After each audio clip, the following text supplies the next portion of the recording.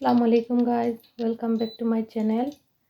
আজকে আমি রান্না করব ইলিশ মাছ দিয়ে কচুরমুখী। এটা আমাদের সিলেটের একটা ইলিশ মাছের সাথে খুবই ফেভারিট একটা ভেজিটেবল।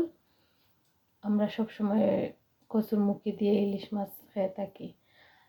আজকে আপনাদেরকে আমি দেখাবো কিভাবে আমরা রান্না করি। তো আমার ডেক বসিয়ে দিয়েছি। এখানে সামান্য পরিমাণ বাজার তেল ছিল, মাছ বাজার তেল, তা দিয়ে দিছি। তেলটা গরম হয়ে গেলে আমি রসুন দিয়ে, তেল গরম হয়ে গিয়েছে, আমি এখন রসুন দিয়ে দেবো। বিসমিল্লাহির রহমানির রহিম।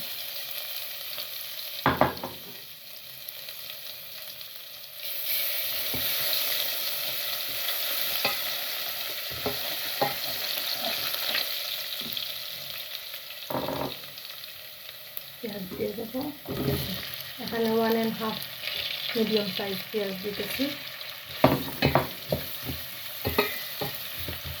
পেঁয়াজটা সিদ্ধ হতে থাকো।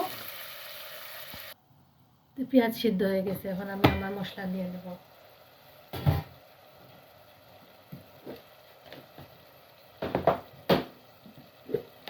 হলদি পাউডার দেব 1 টিস্পুন,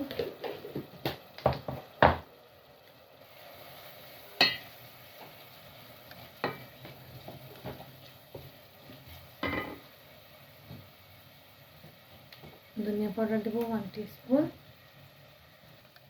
মরিচের গুঁড়া দিয়ে দেবো 1.5 টিস্পুন। এখানে মরিচ বেশি দিচ্ছি কারণ এই তরকারি শুধু আমি খাবো, আমার মেয়ে বা আমার হাজব্যান্ডরা খাবে না। মাছের গ্রেভিটা রেডি হয়ে গেছে, এখন আমি দিয়ে দেব সবজি।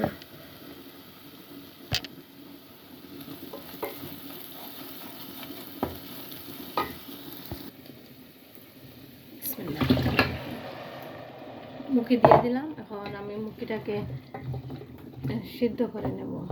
হাফ কুক হয়ে গেলে আমি মাছ দেবো, এর আগে দেব না। মুখি সিদ্ধ হতে সময় লাগবে, আপনারা দেখতে থাকুন আমার ভিডিও। আর আমার ভিডিওটা যদি ভালো লেগে থাকে please subscribe to my channel, like button দিয়ে দিবেন, শেয়ার প্লিজ। 5 মিনিট হয়ে গেছে, এখন দেখি আমার সবজিগুলা মুখে সিদ্ধ হয়েছে কিনা। হ্যাঁ, মাশাআল্লাহ সিদ্ধ হয়ে গেছে। সিদ্ধ হয়ে গেছে। এখন আমি মাছ দিয়ে দেবো এক এক করে।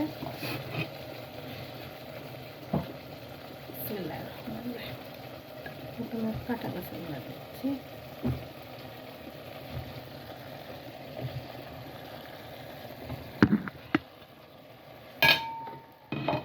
মাছ দেওয়ার পরে আমি আর নাড়াছাড়া খুবই কম করব, শুধু কষিয়ে নিব 2 মিনিট, বিকজ মাছটা বিরান ছিল, এই জন্য বিরান মাছ তরকারি দেওয়ার পরে বেশি নাড়াচাড়া করা যায় না, তাহলে মাছটা ভেঙে যাবে। তো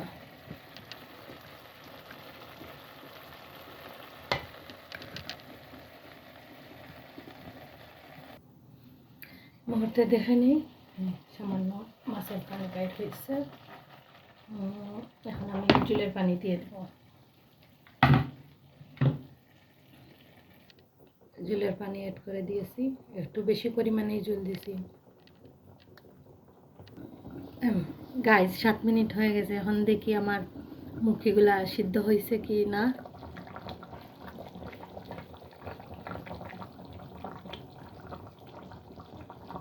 হ্যাঁ, মুখি সিদ্ধ হয়ে গেছে। এই মুহূর্তে আমি কুকারের জালটা স্লো করে রেখে দেব 2 থেকে 3 মিনিটের জন্য।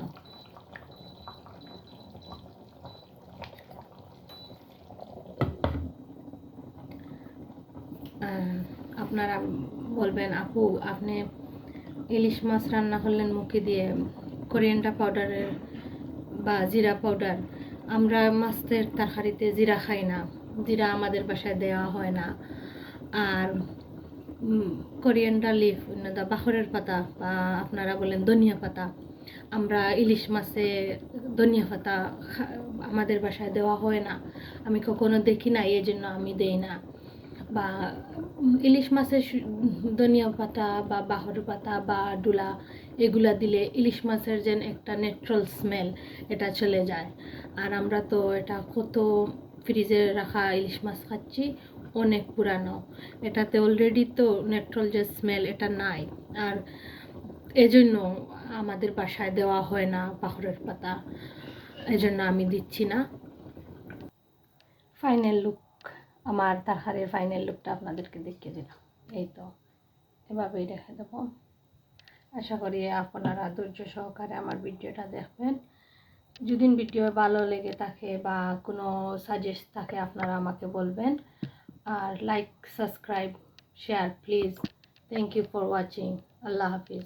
আসসালামু আলাইকুম গাইজ।